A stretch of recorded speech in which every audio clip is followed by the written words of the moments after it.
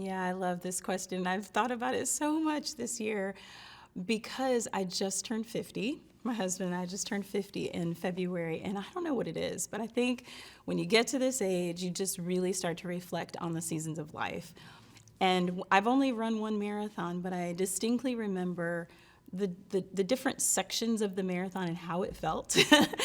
There were times when I just wanted to stop, but I thought, okay, if I keep on putting one foot in front of the other, I will eventually get to the finish line. Life is so much like that. I think about the season of being a teenager and looking forward to going to college. And then I think back to my college years and wondering, would I get married? Would I get the job that I want? And then the season of parenting young children. All of these seasons are designed to produce something.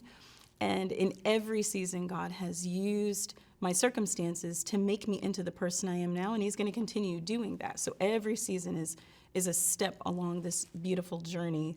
But there are hard points, I remember in the marathon, there was a point where I felt like I couldn't breathe very well. And in those times, I always think back to Hebrews 12. Right at the beginning of chapter 12 of Hebrews, it says, "Therefore, since we are surrounded by so great a cloud of witnesses, let us also lay aside every weight and sin which clings so closely, and let us run with endurance the race that is set before us, looking to Jesus, the founder and perfecter of our faith, who for the joy that was set before him endured the cross, despising the shame, and is seated at the right hand of the throne of God." I think about that almost every day, actually. I say to myself when I'm dealing with something hard, for the joy set before him, he endured the cross. For the joy set before him, he endured the cross.